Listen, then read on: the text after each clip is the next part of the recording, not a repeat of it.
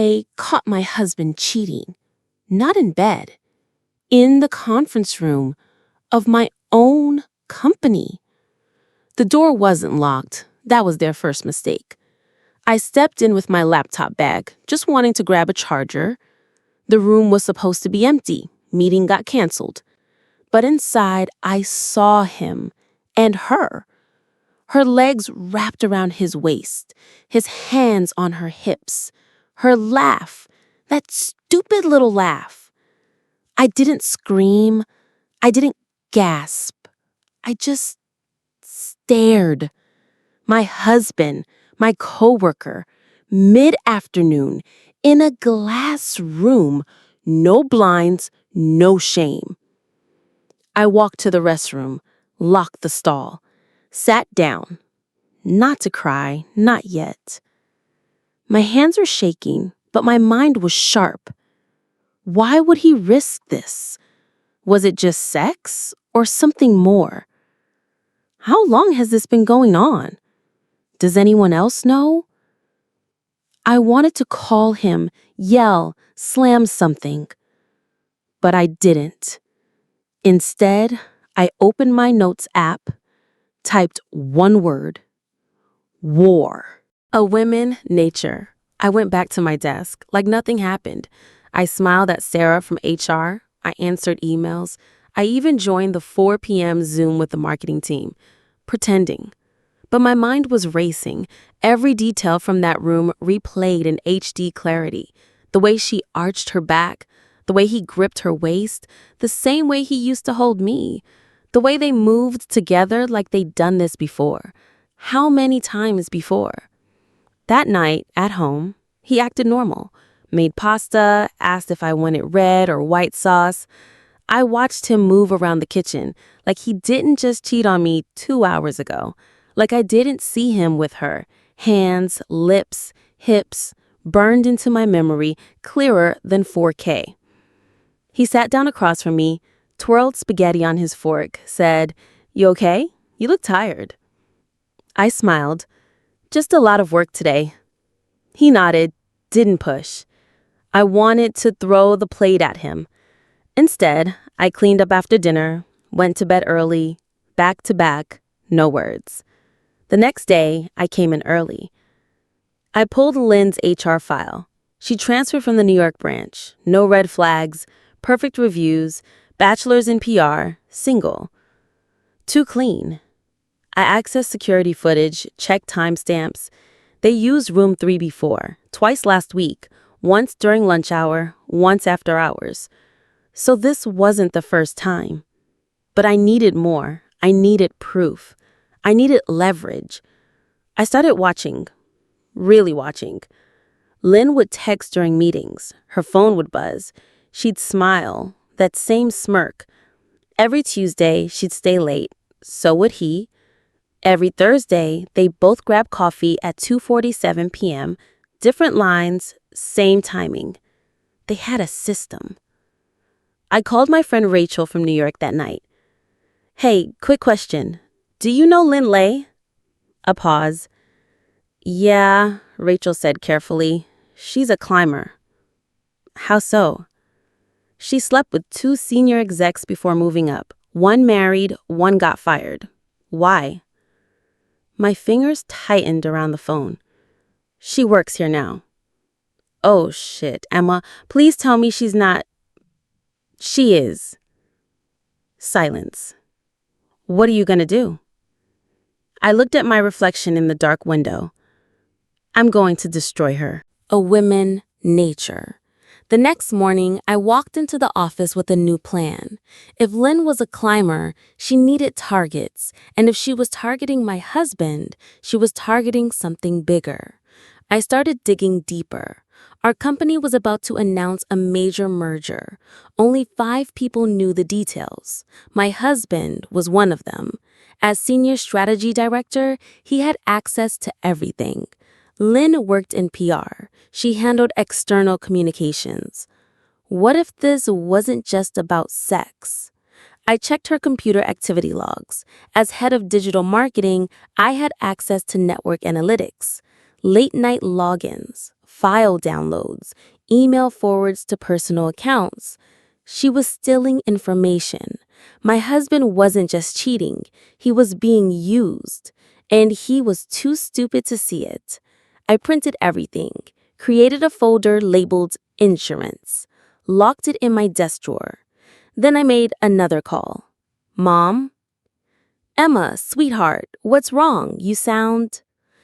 I need to tell you something about David. A pause. What about David? He's cheating.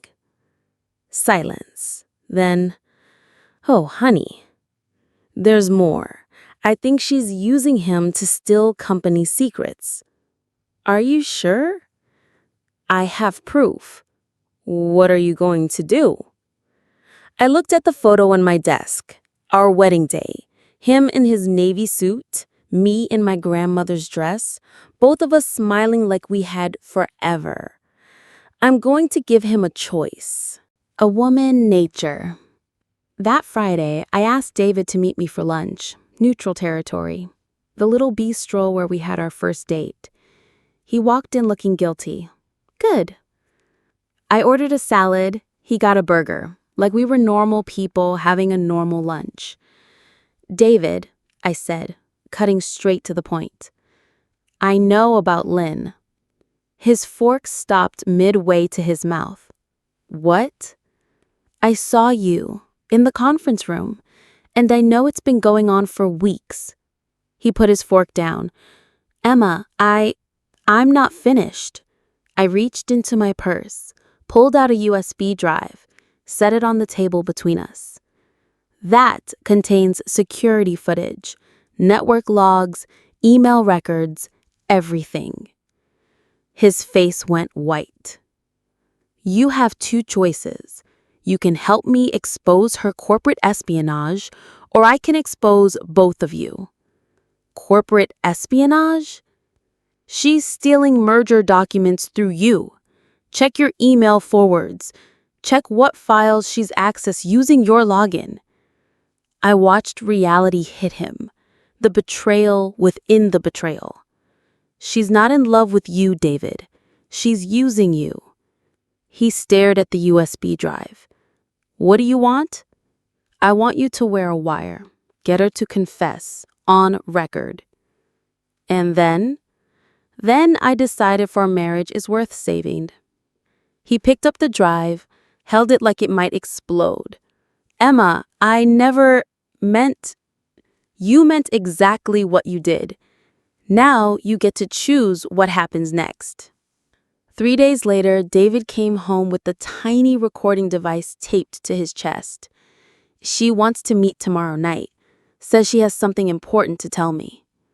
I helped him adjust the wire, my fingers steady against his skin.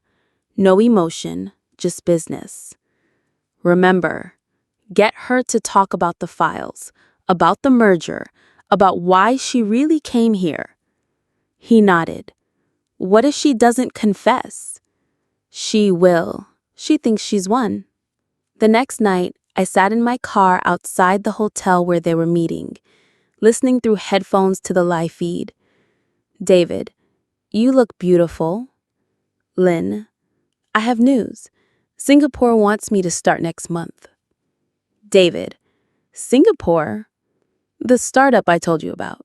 They're very interested in the information I've been gathering. My hands gripped the steering wheel. David, what information? Lynn, don't play dumb, baby. The merger docs, the financial projections, everything your wife's company is planning. David, I thought you loved me. Lynn laughed, that stupid little laugh. I love what you can give me, and you've given me everything I need. I had her. The next morning, I walked into the CEO's office with the recordings, the evidence, and a termination recommendation. She's been selling merger information to competitors through my husband. He listened to the recordings, reviewed the documents. His face grew darker with each page. Jesus Christ, Emma, this could have cost us millions. It still might, but we can control the damage. What do you recommend? Prosecute her, transfer my husband to a non-sensitive role, and give me her position. He raised an eyebrow. You want a promotion out of this? I want justice, and I want to make sure this never happens again. By noon, Lynn was arrested at her apartment. Corporate espionage, industrial theft, multiple felony charges. By 2 p.m., David was moved to a junior role in operations, no access to sensitive information, a 40% pay cut. By 5 p.m., I was promoted to Director of Strategic Communications. I called my mom that night. It's over. The case? Everything. Are you getting divorced? I looked at David, sitting on our couch, staring at his hands. Broken, humiliated, but alive. I don't know yet. A women, nature. The courtroom was packed for Lynn's sentencing. Corporate espionage carried up to 10 years. She got 7. As they led her away in handcuffs, she looked at me. No smirk, no fake sweetness, just rage.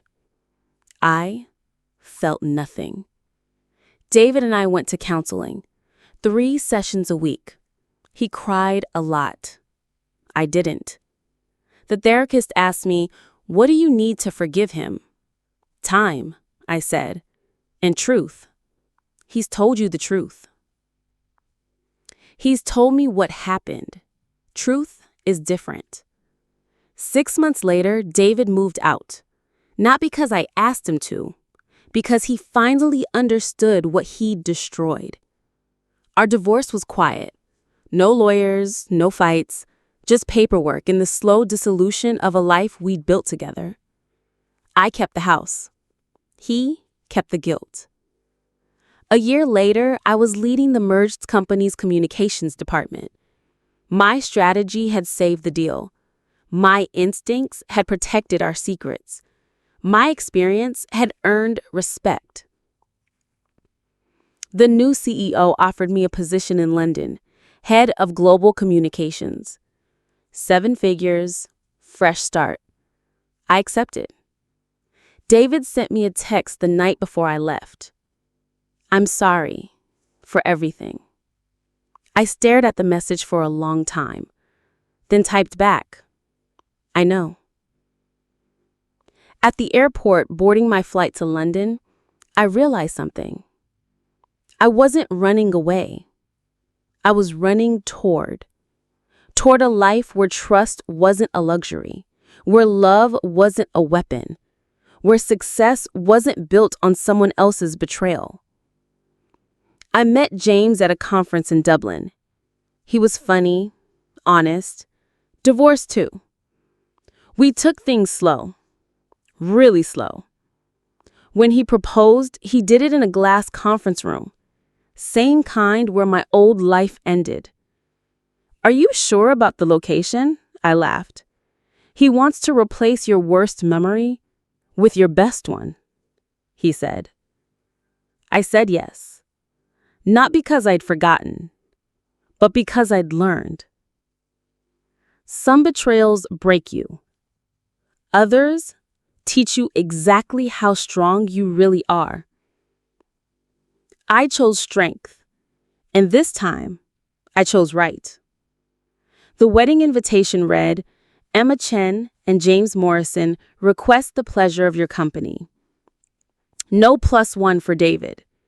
He'd already given me everything I needed.